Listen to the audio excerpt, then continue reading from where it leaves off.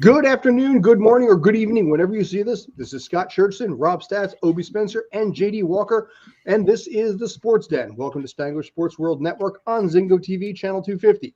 Do remember to download the Zingo TV app on the app stores of iOS and Android. When you download, make sure to rate, leave a comment. Both apps are free. Zingo TV is also available on Google Chromecast, Amazon Fire, Fire TV sticks, Roku sticks, and all smart TVs 2016 and forward. And a good day to you, gentlemen. We have a lot of things that we're going to be covering today on the Sports Den. Talking a little baseball preview, a little NFL recap, a couple of shocks that ended up happening in the NFL today, this week. We are also going to be covering the obscure sport of the week, probably about halfway through the show. But before we get on to all that, gentlemen, how you doing? Great. Doing fine, thanks. I went from enthusiastic. It's like, how you doing? Good. I think we were all waiting to see who went first. I'm good. All right. It's one of those overcast pick one. long days here. Yeah, that's what we should use during our first 3 minutes behind the scenes before the show starts. Is just figure out who's going to answer Scott first on how you doing today. Eeny, meeny, miny, me. All right. Anyway, back to me in this case. As always, you can find us on Facebook and also on Instagram at Spangler Sports World Sports Den, and also on Twitter at SSW Sports Den. So, kicking things right off right now. I want to talk a little bit about Yankees Red Sox tonight because that's going to be a big game here. The winner gets to move on to the AL East winning Tampa Bay Rays, who have their own struggles right now, and I think desperately need a World Series win if they're going to be able to keep that fan base going. But let's start this off. Obie, let's start off with you in this case. Give me a couple of thoughts, give me a couple of ideas about this game tonight, and if they lose, is Aaron Boone out of a job? Look, this game is great. It's all Cole. All Cole, all day, all you want. I mean, that's what this game comes down to. Right now, I'm going to go a little further. The Yankees are this year, this season, and especially right now, they are a 3-person team, Cole pitching and Judge and Stanton. Let me get this right. Stanton and Judge have combined since the middle of August. Both guys have OPSs over 1,000. These two guys have put the team on their back. They're both healthy. So, give them multiple games, they stand a shot. They got one game against Boston, their arch rival nemesis, probably the most storied American sports rivalry there is, and we get to have one more game of it this year. Yes. So I'm gonna, I don't doubt Cole. So I'm gonna say the Yankees probably win it, but both of the AL and definitely in the NL. If you ask me who's getting to the World Series, don't ask me till the one-game playoffs are done. Well, it's actually talking about the NL for a second here. The Dodgers get into the wild card with a 15-game lead in here. Have the record about 634, I believe it was, and still ended up in second place and have to play a one-game final just to be able to move on. It's a weird setup, and I think a lot of people are really pissed off about the fact that they have to play under this kind of system with a wild card setup despite the record. The Dodgers are with 106 wins this year, the most ever for a second place team. Mm-hmm. And the Giants just came out. We got to go back and look at that episode we did at the start of the season. Because I remember we had Seattle as a sleeper and they just missed the wild card. We had the Yankees, the Red, we were doing all our picks. The Giants came out of nowhere. Yeah. I remember, I think me and Obie took the Braves in the East, I think, because we said it was still their division to lose. Yeah, the Mets were a train wreck this year too. I think Boone's job is safe with the Yankees because they're on the road, not for his fault. I mean, Chapman, it was a tie at the end of their records were tied. It was a tiebreaker that determined where the game was. How many games did they lose because Chapman blew a save? How many games did they lose because Gary Sanchez can't catch a ball and can't hit his body weight? There's things you don't, it's not Boone's fault. Missed the tag entirely. Yeah, missed the tag at home plate. Just out of the way. It's like, oh. Yeah, there'll be some changes no matter what happens. I mean, if they lose today, the changes just happen sooner. They're going to get rid of guys. They're going to – I don't see a lot of front office changes coming for them, but definitely roster changes for sure, Front office changes aren't happening because Cashman is about as close to untouchable as you can get in baseball for some reason. It's amazing to me, but he's Teflon, and now he can keep delegating blame to every manager, and Hal Steinbrenner can say the high ground of, I'm not my dad making impulsive decisions. We're not firing managers. We're just letting their contracts run out. Boone's contract is up this year, and I think does not get renewed. Yeah, if his contract's up, I forgot his contract was up. I thought he had one more year. But yeah, they could be a change there too then. I mean, we'll see what happens. So let me ask it this way, because the question is, if they don't win the World Series, are they in competition with the Mets for the back pages? Because the Mets are making big moves. They don't have a choice. So does that then, in another way, force the Yankees to make a move because they're competing for the back page in the offseason? Or is it exactly the opposite? There is going to be so much scrutiny over every move the Mets make this offseason that the Yankees can stay calm. I mean, how much is that going to weigh in the factor of all that? I don't know if it's going to matter that much, because in this case here, the Mets were a profound disappointment. I think all four of us here expected a better season from them to at least be able to challenge the way they did and not end up under 500 again. So even if the Yankees stand pat, they still made the playoffs. They still won 90-plus games. So they would monopolize the back pages based on that part alone, regardless of, I think, what happens tonight. Now, again, if they lose tonight, I think Aaron Boone's out of a job. If they don't get to the World Series, I think he's out of a job. I think if he does get to the World Series, and especially if he beats the Astros to get there, I think he'll be able to have maybe a 3-year contract. He'll have a 3-year deal, I think. But it's World Series in some facet or form or bust for that team this year. I think it depends on who's available. And one thing they've been talking about is who are you going to get to replace him? Like they say, Cashman, he's an analytics guy. A lot of people think, all right, you're going to get rid of Boone. You're just going to get Boone 2.0. You're just going to get the next analytics-driven manager. Who's it going to be? And it's not, you need somebody else. Everybody's like, oh, Buck Showalter. I've heard Joe Madden's name thrown around. I've heard other guys on other teams that I'm like, you're getting them from another team? Like, okay. It'll be that's the trend. It's not just the Yankees, though. That's the trend. It's everybody. Is to get a cheap analytics robot of a manager. The front office is the one with the actual power. That's why they let Girardi go. Girardi was.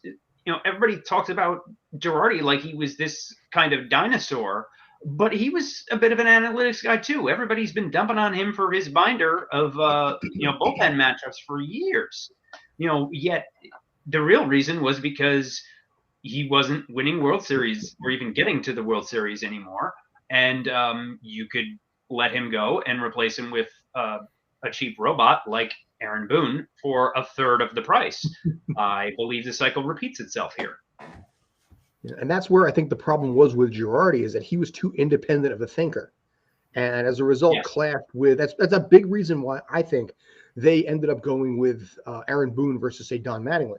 There was some talk there as well. Even Don Mattingly back in the day versus Girardi, there was some talk there. And it's because of the fact that those are old school guys. The Yankees want, you said robot, I'll say yes man. Where it's somebody who can work in tandem with and not necessarily be an independent thought with upper management. Joe Torre was phenomenal with that way, where he would fight when he had to, but he worked in line with everybody. And they're looking for that, but younger. Somebody who, like I said, is in his mid-40s and can maybe relate a little bit. I would love to see Buck Showalter come back. I just don't see it happening. I don't think it does. So I have a major issue with these teams who are trying to get the robot, as you're saying, JD. I don't mind a team that's going to get a analytical manager who's going to understand the GM's vision and then work it. But if you're too closely aligned, there's a problem in that. In sports, the GM's job, although it is to win games, and we talk about this all the time in football, it's to get people in the seats. Manager's job is to win games. And the real problem in the situation you're describing is that the GM's not trying to make money. He's trying to win games. And that's going to be a problem for your team somewhere else down the line, because the GM is focusing on the day-to-day minutia of the games if you just have a robot managing. And the other thing about every coach manager there is in every sport, if they don't go by the book, that's when they get questioned. Mm-hmm. Now, it takes a guy like Bill Belichick to change the book. Like, people go for it on fourth down now after he lost that game to Peyton Manning because Bill Belichick made that call. Any other coach in the NFL makes that call, and we're still questioning going for it on fourth down. Bill Belichick makes that call. We go, huh. So now other teams do what we see 2-3 times a season. We already saw it this year with was it Baltimore? We're not going to let him get back on the field because it's the right call. But we as fans, the great sports radio around us on our talk show, we're like, well, this is the traditional call. Let's go for it. And then when we don't do it, we question you. Well, two things too. Like with baseball, I think you need like the best of both worlds. You need somebody who understands the analytics and understands the stats. But then like watching the last regular season game for the Yankees, like you also need somebody who just has common baseball sense. Mm-hmm. Like the bottom of the ninth, they get a runner on, and I'm texting Big Vet because he's out with the kids. He's like, let me know what's going on, play by play. I'm like, oh, first guy singled, whatever, walk. Mm-hmm. I'm like, bunt, like small ball, time for small ball. Glaber, I think it was Glaber, got up, swinging away at the first pitch. I'm like, what? And then he tried to bunt on the second pitch. I'm like, just bunt him over. Bunting doesn't exist in modern baseball. A lot of players don't even know how to bunt. And that was the point. He went to bunt and all that stuff. He went to bunt and he was flailing at the ball. I'm like, oh my God, you guys don't know how to bunt. And I'm like, thankfully he hits the high fly to center and Wade gets to tag up anyway. But I'm like, you could have got it done a lot less stressfully, just dropping one on the ground and running it out. But yeah, if players were able to actually be able to bunt again, you know what that would probably eliminate a lot of? The overshift. Yeah. Because you sometimes you'll see all three or all four, 3, even 4 infielders all on one side of the bag, the right side of the bag. And there's an entire left side of the field. You get that ball past the pitcher. Poppy. You can bunt a double now. Poppy bunt. How many times we see Poppy do it when they would put the shift on for him? It was like, bing, go drop it right down the third baseline. I saw Todd Frazier bunt an RBI single into the outfield because there was such a. I was at a Mets game and he just sat there and it was a complete overshift and he just bunted it and it rolled into the outfield. Runner on first. I think it was an RBI single. Runner on first went to third. He got a single out of it and it was brilliant. Yeah. If you learn how to bunt again. Losing my voice. If you learn how to bunt again, that may eliminate the overshift a little bit because you're forcing infielders to make changes. Yeah, and actually, learning how to hit to the opposite field and not pull the ball at the highest launch angle you can. But I think as players get stronger, they're able to pull more.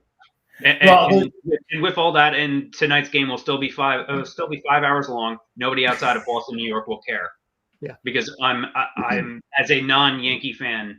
And not a Red Sox fan either. I am absolutely tired of seeing these two teams every year in the playoffs, and they dominate the discussion. All we've seen is Bucky Dent on loop. There's 8 other teams in the playoffs, and it's production. Like me too. Toronto has every reason to be bitter about this. Yeah. The most exciting team to watch with the best young players is staying home. Same with the Mariners. Instead, we get Red Sox Yankees for the millionth time. But Red Sox Yankees is good for TV ratings and money. Yes. And as I said before, the story of baseball is the story of the Yankees. Like it or not, MLB story is the story of the Yankees. There's so much vested in having that team in the playoffs. I don't, I'm done watching it too, but I also know that is it. That is what baseball is. It is the Yankees. And then, come on. How much better is it that the Yankees are the only team to lose a 3-0 lead in the playoffs to the Boston Red Sox? That's just baseball. Had that been San Diego and the Dodgers, even if it was this year when we all thought they were going to be it still would not hold like it does with it being the Yankees and the Red Sox. Yankees are so important to the game. They are the history of the game. 10 of the 20 best players, if not a higher percentage of all time, are Yankees. The game's about the Yankees. People in baseball have an opinion one way or the other. It's not like they're blasé, like say the Kansas City Royals or the Pittsburgh Penguins or Pittsburgh Pirates. With the Yankees, there is a bona fide, legit opinion of it, and that's the big part. And that's what I think is important to baseball there, for a rating standpoint, especially if they're going up against Tampa. Yeah, and also the only other thing to talk about, I mean, well, not the only thing, because the matches in the NL West are crazy. But the other thing in the American League, at least, is the team that cheats every year. You just have admittedly having the villain as somebody else other than the Yankees is a nice change. Even as a non-Yankee fan, I will admit that. But as a New York fan, let me tell you, I've been watching Once Upon a Time in Queens. Mm-hmm. I'm convinced the Mets are cursed. Like watching that documentary. They cheated back then too. Yeah, oh my God. I'm 2 episodes in. I'm like, this team's cursed. Like, this is just bad karma. And if you haven't seen it, watch it. Lenny Dykstra is the most uncensored guy on that thing. Oh my! And he's out there like, we put the S in speed. We were on amphetamines and greenies, and I'm like, yo, this team is a bunch of junkies. He's a guy who literally hired private investigators to investigate umpires in order to get basic calls thrown his way. He's like, so basically, I heard you were hanging out with Misty last week. How was that? And by the way, the strike zone's kind of big, I think. And that's why one of the reasons he's like, I batted 53, in like 1993, because the spirit was willing, the flesh was weak. So I went on steroids. I hired guys to basically give me better counts. This was a guy who was just like, screw it. And I think that's somewhat refreshing in a way. His reputation's in the tank, but it's nice to see something like that once in a while where some guy's like, yeah, this is the stuff that went down. Yeah, and he's a piece of garbage human being, but at least he's open about it and admits it. Yeah, that's the thing. Go back to the Balco scandal. Go back to Balco and remember Gary Sheffield was part of the Balco scandal. Yep. He was the first one who came out and goes, yeah, man, I took the stuff. Here's what they told me. This is why I did it. Washed his hands clean. People forgot about him. It's almost crazy. Like, tell the truth. And it's like, yeah, okay, yeah, Dykes. Like he said, we know Dykstra's a horrible human being. Like, he's bankrupted his own mom, flying on private jets. Goes out there, tells the truth, and everybody's like, okay. But then you get somebody like Keith Hernandez who acts like he's holier than God, and you're like, dude, you were a coke fiend. You were a drug addict doing movies and everything else. For a while. Yeah. If you actually read Moneyball, half a good portion of that book, the whole inspiration for Billy Beane is Dykstra. They were roommates. He was like, here's a guy who wanted to play and would do whatever it took to play. And here I was, a huge prospect who didn't care less, just wanted the money of being a baseball player. And you see it. Dykstra did whatever he could. Whatever he could. He wanted to play and win. So, kudos to Dykstra. One of the low-key funniest lines in the Once Upon a Time at Queens 30 for 30 is when they're interviewing Billy Beane, and he says, "Why are you talking to me about '86? My contribution to '86 is that they traded me for Tim Tuffle." Yeah, that's in part 2. I just saw the one. He goes, "I'm out." Like, I forgot he was even on the Mets franchise. I'm like, oh, because then now they're talking about him coming back as the possible GM for the Mets as well. Well, the big thing was, and Moneyball, it was covered in the book Moneyball, as I mentioned, was that he was part of the same draft class as Darryl Strawberry. Darryl was the number 1 overall pick. Billy Beane was the first pick of the second round. So they were both supposed to be 1-2. Obviously, most of the attention was on Strawberry, deservedly so. But Beane was pretty hyped coming in too. And also that explanation, also led to why he doesn't sign high schoolers, because he was signed out of high school and he was a bust. So he doesn't sign high school players, or at least didn't for a very long time because of it. But yeah, nobody actually remembers Billy Beane because he only played, I think, maybe not even 24 games, I think, for the Mets across a couple of years. So it's more of a trivia thing than anything else. We have to remember that next time we play trivia, Scott's going to try to slip that in on us. The answer is Billy Beane. Billy Beane. But to go back to analytics, I think we can all agree. We know the one coach in New York who doesn't use analytics is the New York Giants coach, Joe Judge. We're going to segue over to football anyway. Segue right into football. Yes, and you know what? This is about the time I wanted to switch over to that anyway, so thank you for the segue. I didn't have to do the work on it. Yes, big week in NFL, week 4. We are now down to only one undefeated team. So basically, once that team loses, Miami can once again, the 72 Dolphins can once again break out the champagne bottles, as they have done for literally 50 years now at this point. especially with the 17-game schedule. It's tougher now. But the Giants won, the Jets won. And I didn't expect it. I don't think anybody expected it. This is the first time, and this is pathetic, but this is the first time both teams have won in the same weekend since December 22nd, 2019. Wow. Yeah, it's been a bad run for these two teams here. I went back literally through the schedule all the way through to find the last time. Well, I'll give credit to Craig Carton because he called it Friday afternoon. He was like, they're both winning, and he laid it out. Like, he's like, listen, here's why the Jets are going to win. Tennessee's got nobody to throw to. Julio's out, AJ's out, and almost like to a T, when you watch that game, Derrick Henry's running out of gas early. We're in week 4. Like, I was watching the end of that game, and he was getting taken down, not just tackled one-on-one, but knocked backwards. Like, this is King Henry, and they were hitting him. I'm like, he's out of gas. Like, they've worn him out already this year. And then with the Giants, the great point he made was right before they go off the air, he goes, name the top 5 skill players on the Saints this year. He's like, it's not Drew Brees. It's not Mike Thomas. It's not Emmanuel Sanders. It's not Jared Cook. One of them isn't Latavius Murray. And he said, this is not the same Saints offense that you saw the last couple of years that lit it up.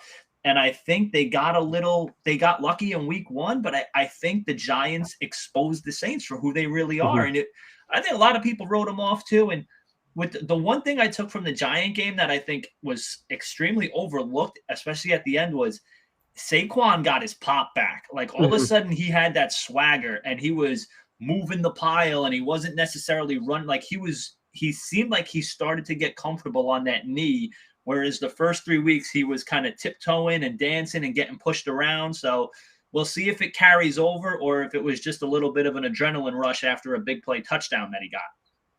Well, part of the problem with that team has always been the offensive line.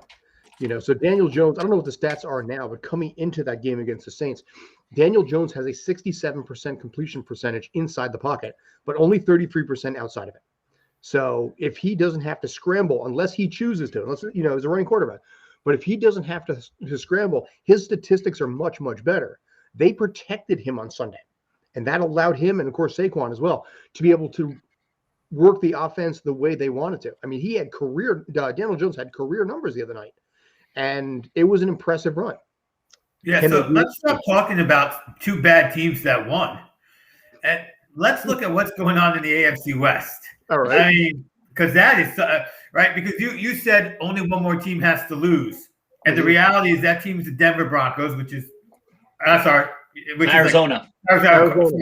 which is the NFC West, which is what I said. I'm sorry. I'm going to go back to the AFC West though, because that's what interests me. You got Kansas City, who is not in first place with only 2 wins. You have Justin Herbert looking the eye test. He is killing it. I was amazed on week 1 when I watched him, amazed in week 4. We know that the Raiders are probably what in the old days we'd call a 9-7 team, but that's a good enough team to cause trouble in the division. And if Steady Teddy can play, Denver's not a bad team either. So with KC still looking good when they're playing well, they're behind the 8 ball to Kansas City and the Raiders, and they got, a tough division. So I think that's going to be awesome to watch all season. And you said, one team's going to lose and then they're going to pop the cork. Who expects them to go 6-0 in their own division with Arizona? That division is not going. So, yeah, there's already 4 weeks in and no feel of a team going undefeated. I think that's pretty incredible. That is surprising. The AFC West is legit. I actually looked at Denver's schedule. Like Obie said, if Bridgewater can stay healthy, the problem is nobody on that team can stay healthy. They're all dropping like flies. But a healthy Denver team easily 9-6 or not. I'm sorry, it would be 9-8, 9-8, maybe 10-7. But yeah, Bridgewater's questionable this week, coming off a concussion. But yeah, they're a dangerous team too. They've got a soft schedule because of how they finished last year. But yeah, the Chiefs, Josh Gordon just got promoted from the practice squad, so he'll be on the field at some point. How long he can stay on the field is a question for them. And the Raiders are in a similar boat. Like, I watched that game last night. It's just Gruden just becomes so he's going to be their Achilles heel. Like watching that game last night, he's got a very limited playbook, despite what people think. Like you see, they were calling it out last night. They're like, oh, 3-by-1. Here's Ruggs. He's going to run that deep post. And sure enough, it was like someone on the Chargers sideline was listening. They go, oh, yeah, jam him. Just walked up and started jamming him after the second deep ball. And all of a sudden, he was no longer a part of the equation. I mean, right now, looking at Kansas City, it is odd to see Kansas City right now being the quote unquote last place team 4 weeks in, but they're getting this back. I'm actually looking at like the prediction for postseason appearance. They actually, despite the fact they're in last place, they are more likely statistically to be in the playoffs than the 2 teams above them. In this case, Denver and Vegas. The Chargers have a higher percentage of getting into the postseason right now, but they are a last place team. And it's a 67% chance they're still getting the playoffs. Okay. They can rebound. So one of the things you got to keep in mind with those models is they all take where the teams ended last year and start there. So that makes it harder for them to get out. I just find it funny to see a last place team like that. Meanwhile, you got the Giants at sub 7%, the Jets at sub 1%, But here you have Kansas City and being like, it's fine. It's 2-2. They'll rebound. It'll be fine. I won't believe Denver's for real until they beat a real team. Beating the Giants and the Jets doesn't count. Exactly. Going into week 4, their opponent's combined record was 0-9.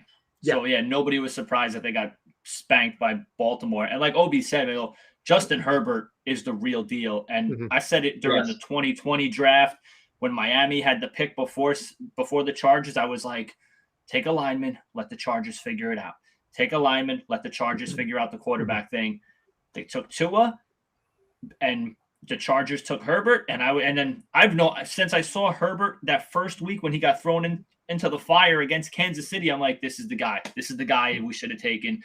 He just throws the ball so well. Like he threw an out pattern to Jared Cook. It was on the money, quick release. I'm like, this is the quarterback that I wanted. Why did I end up with the other guy? Giants could have taken him too and had a real quarterback instead of Daniel Jones. Yeah. Well, here's the question that I've got for you, and I'll open it up to you guys in a second. Right now, the Patriots are 1-3. Is it panic mode? No. I think the Patriots, and one reason it's not panic mode is the Patriots have a few years of goodwill. Bill Belichick has a few years of goodwill built up. I just think that it's fine. It's going to be all right.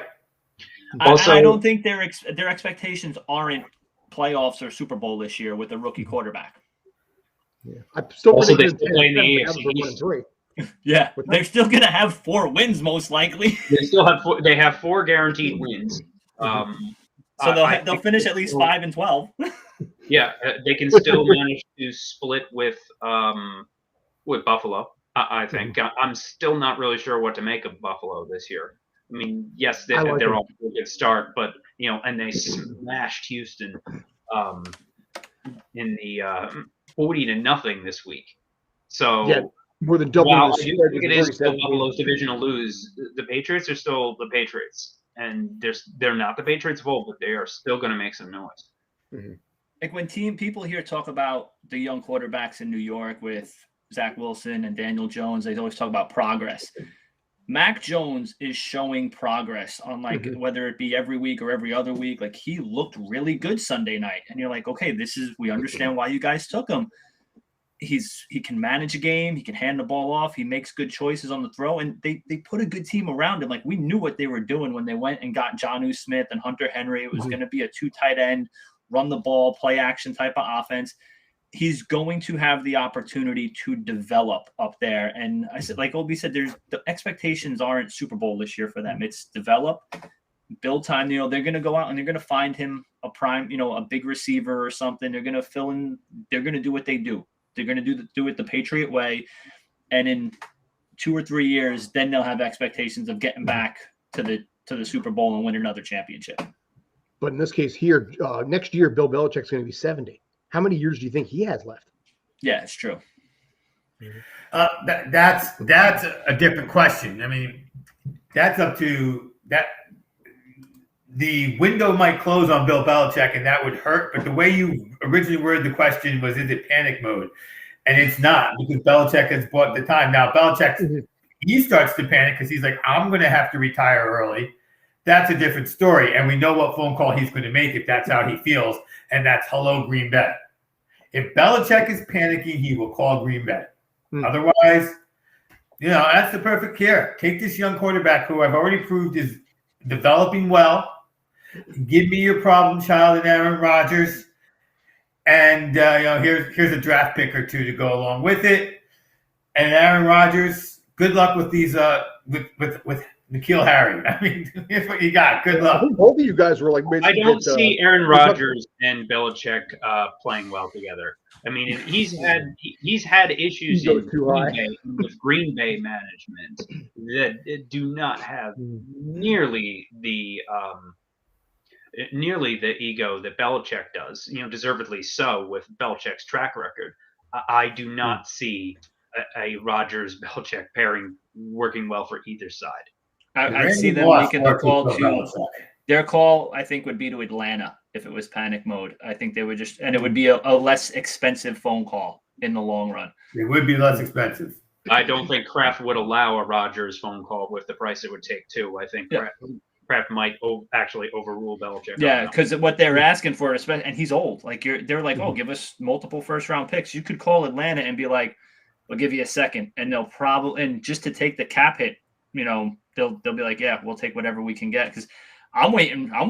That question that you asked, Scott, is more pertainable or applicable to the Steelers right now. Yes. I think they're going to start to get into panic mode, and it's painful to watch Ben try and throwing the ball right now. He missed Juju twice on what would have been walk-in touchdowns, and you could see the frustration on Juju's face after the plays. Ben is the last gunslinger from that draft class, the Eli, the Phillip Rivers class. Respect to him. He's done it all, but he's going out on his shield, as they say, and it's not a pretty sight. Like, it's kind of like when you watch Unitas or who did Namath end up playing for at the end of his career or something?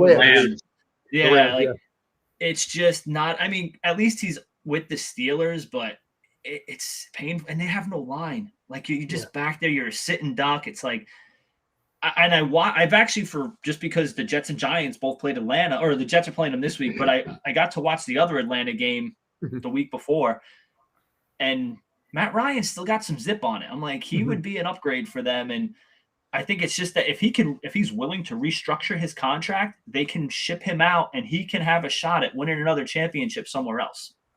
I believe the cap numbers are friendly enough that Atlanta could move on from him easily this offseason with relatively small dead cap number. Matt Ryan's getting up there in years, though. Yeah, he's already 36. Yeah. Yeah, this is just a sign, by the way, in Pittsburgh of how bad Dwayne Haskins is. And Mason Rudolph. What a shame. Yeah. Well, we knew how bad Mason Rudolph was after watching him play, but Haskins, it was like, well, was it the situation? The coach didn't like him? No, now we know Haskins sucks. So here's a question: was it Haskins or was it the leadership in Washington? Haskins. You think it was Haskins, not Washington? Yeah. If it wasn't Haskins, he'd be starting right now. Because they would say Ben is hurt and start him. Like, they would let Ben go out being hurt because Ben is a tough guy, but he's also a guy who's been injured many times. And I just wonder if basically he was ruined in Washington. It could be, yeah. He may not have had a chance to develop when he needed to. Him, or was it the leadership that he had and the coaching when he was still young? Yeah, both. So what was overlooked way back when Haskins was the third quarterback picked, because Gettleman said, he would have gotten earlier with Daniel Jones, is there were people who thought Jones was better than Haskins besides Gettleman. They were few and far between, but there were enough people, especially in some of the fantasy football blogs I find, who liked Daniel Jones more than they liked Haskins. And Gettleman's mistake was to be like, we heard other people were going to go get him, and nobody was going to go get him. Instead of saying he was our guy, he came up, we had to pick, we took him, and just manning up and sort of putting it out there without the other people who are going to take him line, which other people may have, but he's proven to be better than that. Daniel Jones could have gone second round. I think actually I did hear some chatter that what if Jones had fallen to Washington's pick, which I believe was around 12 or 13 that year. If Jones had been there at 12, then Washington would have taken Jones. That is why Gettleman took Jones, with the higher pick. I did hear that as well, but then they also said that was Washington calling their own, like, oh, well, he's there, we're going to take him, and they kind of bluffed. A lot of people think they bluffed Gettleman into jumping the gun and taking him. Well, in this case, we have what we have, for better or for worse. But again, credit to Daniel Jones for putting up the numbers that he did, because you can see a little bit when he has a good offensive line what a guy like that is capable of doing. And he didn't really even run the ball that much over the weekend. So, but like you said, where you just talked about his out-of-pocket completion percentage is drastically low. Yeah. And then all the fans complain, why doesn't Jason Garrett move the pocket and have him roll out in RPOs? Well, that's why. He throws for 33%. And I think another thing that benefited the Giants this week was the rash of injuries. Golden Tate just did an interview like 2 weeks ago, and he called Joe Judge out. He goes, yeah, he's a good coach, but he's too obsessed with conditioning, man. Like he has people running around every day. He goes, and that's where you get all these soft tissue injuries like the hammies and the groins and everything. And all of a sudden, you didn't have the plethora of receivers that you normally do, but you had Kenny Golladay, you had Kadarius Toney, you had Evan Ingram. You had a bunch of guys that he could get into a rhythm with, and he started to connect with it, as opposed to like, okay, just swapping guys in and out every couple of plays and you're not getting into a rhythm. And it's almost like addition by subtraction. Like, okay, here's our starting lineup. Go out there and gel. And when Darius Slayton and Shepard come back, maybe you don't throw them back in the mix right away. Maybe you stay with Toney and Galladay and whoever, maybe you throw one of them on the outside, depending on who else is out there. So, but there's a lot of things to consider. I'm not on the train. Like some of the Giant fans are like, we're back. I'm like, you're still, like Scott said this. He goes, you are what your record says you are. You're 1-3. Like, you got the Cowboys coming up next. I think that the Jets may be the first team to win back-to-back games.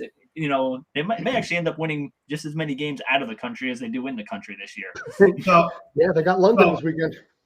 Speaking of the Cowboys, like, are they for real? As an Eagle fan, Hurts sucks. I'm sorry, sucks. He sucks. He sucks. And one article I read said, by the way, tell me how you feel here. Hurts is so bad. Imagine how bad that means Wentz is. But I digress.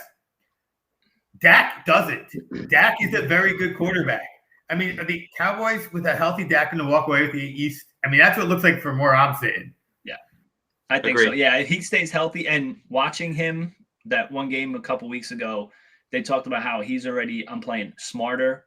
I'm not taking hits. He's like in Russell Wilson mode when he gets out the pocket. He's just going down and sliding, and he's healthy. They're easily winning 10 or 11 games this year, I think. Tony Pollard looks like a monster behind Zeke. Like they just got this two-headed. They may have this. I mean, Pollard and Zeke is like Chubb and Hunt up in Cleveland, man. It's like Dak doesn't have to throw the ball 30 times. He can hand the ball off 40 times a game. Yeah.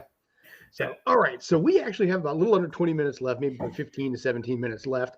It is now 4:38. Find us always on Facebook and also on Instagram at Spangler Sports World Sports Den, and also at SSW Sports Den on Twitter. Now, at this point, it's time to roll over to the obscure sport of the week. I'm going to try something right here. I'm going to see if this works. Eduardo, if you can pull that up and run that would be fantastic. This is the International World Championship for Snail Racing. It has been around since the 1960s. We are, in this case, back once again to the UK. Bollocks, the videos. Can we actually shrink that so we can actually get it all five of us in the same size? So, we got Team Use Slime Bolt. So right now, it's pretty simple. It's a small little radius. It's actually a very tiny little space. These guys actually start off, their radius is typically 13 to 14 inches. The number is painted on the shells or possibly a little sticker on there. And bets are played, and it's part of just a general world snail racing competition. Started in Norfolk in the 1960s. Was witnessed apparently from France. And the current world champion holder has a time of 3 minutes and 41 seconds, and it goes to Sydney in 2010. So we got the little guys here. It's a big, exciting event. They get together, they drink, they barbecue, and then they just like sit there and just play with snails. So this obviously we know the I believe Pixar movie Turbo. So it's some level of an inspiration for that as well. But here we go. World Championship of Snail Racing. You got a little plant there. You got a little wind there. So let's break this thing down as we always do. Talking, as always, about playability or purity, watchability, badassery, oddity, and the whole shebang. So, Obie, you can close that out. It's fine. Thanks, man. Sorry, Eduardo, whatever your name is. Sorry. I'm closing it. Nothing's happening. Yeah, it's fine. Yeah, you can close that out. In this case, I will go with Obie to start this. What are your thoughts? Give me some ideas. Give me some ratings if you got them. So I'm going to go with a B because it's just odd and weird to even create a sport out of something that's going to be so, spoiler alert, unwatchable and unenjoyable. But like you said, there was a Pixar movie about it, and just getting animals to do racing in itself is kind of normal, and they still even have frog jumping. So only a B on oddity. Obscurity, I'm going to go with full on A because I really can't believe it's the real thing. Like, I didn't think it'd be real. Mm-hmm. Playability, enjoyability, D. I don't want to train a snail. I don't want to buy snails. I don't want to catch snails. Nothing. Watchability. I literally fell asleep while you were describing the sport to us. Like, you see me not out there. Full on F. And badassery. Not badass. That's snails. Yeah. F. Hey. I want to have an animal sport again. So, and if you want to call it that, yeah, I'm kind of in the same boat here. Oddity, obscurity, I got to give it an A. You'd never think about one of the slowest moving creatures on the planet in a race, so to speak. Playability, probably give it a B because you know what? You get a snail, you put it in the circle and see what it does. Watchability, yeah, D-. I think if you're at the event, and you're with a bunch of people having fun, sharing a few laughs, sharing a few drinks, I think you could have a lot of fun with something like that. But watching it in a video like this, it's like, yeah, not really a thing. And badassery, it's not. It's a bunch of snails, basically moving forward. Let's get excited about that one. So that's an F.5. All right, JD. I'll give it a B+ for oddity. I mean, it's an interesting novelty, but we've seen some weirder ones. A for obscurity, not something I would think of to do. Although Pixar, Turbo is an underrated Pixar movie. I will say that. Playability C-, because snails are a pain to cultivate, and I don't want to deal with any of that. Much like Obie said, D for watchability. The only reason it's not an F is because it might be fun if you're there and you're drinking while watching it. And yeah, big fat F for badassery. Oh, by the way, Obie, how does this rank as far as like your racing competitions and everything? Or is it does not even exist? The fifth racing is indeed a category, and the fifth one in racing is hobby horsing, if you recall that. And I'm putting this below hobby horsing. Do that? Oh my god! I actually thought we didn't do that. We did. We covered that. I think it was in like a medley of things we did. Yeah, sure. Yeah. And I think in the original. I'm building. So. All right, Rob. Yeah, I'll give it. I'm in the same boat as a lot of you guys. Oddity, obscurity, gave it a C. I'd actually seen this, I think, at a sporting event or something one time. Like they did it at halftime or whatever. They had a couple of them just trying to race straight ahead. Watchability D, enjoyability D, playability D, and badassery F. Like I was just sitting there watching the video and thinking, do the losing snails become escargot? Like, is that like part of the? That would spice it up a little bit if it was like, yeah, you win, you stay alive. Like that's the only real badassery that could be involved in this. Better yet, if you win, you don't have to pay for the escargot that they're going to make with everyone else's snails. There you go. That is true. So, all right. So such as that is, if you guys want anything a little bit more, I pulled that one up, just out of the whim because I figured, I thought it was cute when I looked at the videos. But if you guys want to keep with things that are a little bit more action-paced, violent, stupid, let me see, see what I can come up with on that. possibly involving some kind of dramatic injury. Let me see what I can come up with for next week. I think it's good to have some of these sports that we don't like. Like, I think that's fine. You can't have you got to come up with it because it's fun to talk about. We may not like it, but it's still fun to talk about. It's good to change it up every once in a while. We don't need the most violent or the most destructive things every week. All right. Yeah, they're but just like last week, it was great that we did the least violent sport that we did was when we had the fighting people on. What did we do last week? I don't even remember. That was. I don't have my notes. I literally edited and basically just sliced it up last week, and I don't even remember at this point. Anyway, yeah. So your memory is about as good as Ben Simmons' foul shooting. Yeah. Speaking of that little segue, we're going to break up the last couple of minutes that we've got. Talk a little NBA. Preseason's underway. Kyrie Irving has actually been listed as out due to COVID-19 protocol, so that's the thing that just happened. But give me some thoughts. Give me some ideas, gentlemen.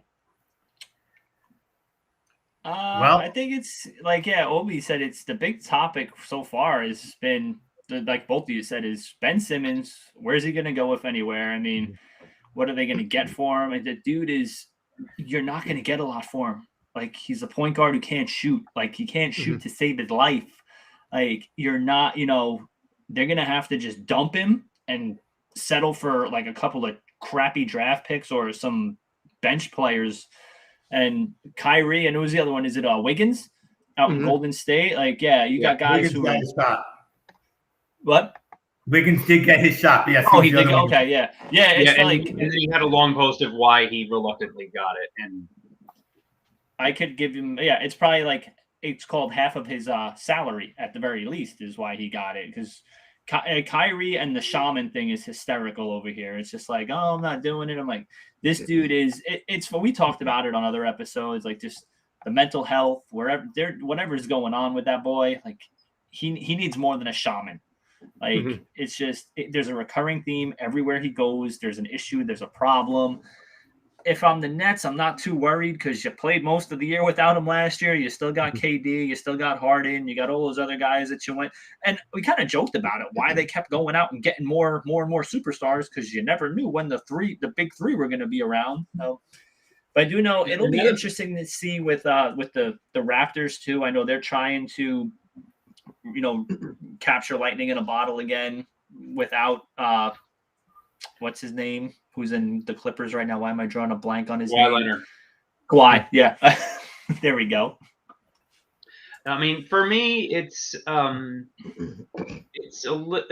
hard to get excited for the NBA, especially when nearly all of the chatter so far in the preseason has been about off the court stuff. Who is or isn't getting vaccinated? Which the Ben Simmons stuff. Which player is getting traded where? Nothing about there, or at least not very much about talent or how teams are supposed to play on the court yet. So that's why I barely, and also in football season, it's hard to really even think about it, too much. I mean, I know that they moved up the start of the NBA season so they can allow for more rest days, but this is the result: is that by opening earlier in October, you're an afterthought right in the middle of baseball playoffs and the heart of NFL and college football season. But would it be possible that the NBA start of the season could be better than the MLB playoffs? The ratings have been slipping lately. No, I mean, so here's my thought. And I don't think the start of the NBA season matters anyway. I think the NBA season starts on Christmas Day. I don't care when you start playing games that count. The NBA season starts on Christmas Day. At that point, you know who's good, but not sure who's the best. All of these kinks are worked out, like who's playing for what team. I mean, my most exciting thing is I'm a Sixer fan, but I have to say I am pulling for Carmelo to get that NBA championship. He's got the college championship. Up until this year, he was the best American in the Olympics. KD finally surpassed him. So he's just missing that NBA championship. It'd be nice for him to get it. So I'm kind of pulling for him for that. And then as a Sixer fan, man, I was a guy who believed in Ben Simmons. I knew he couldn't shoot, but he can do enough else on the court. He can drive. He can pass. He sees the court like really nobody else. He had a skill set that had a hole, and he would claim he was working on it. But what he did in the playoffs was atrocious when he did not go for that dunk.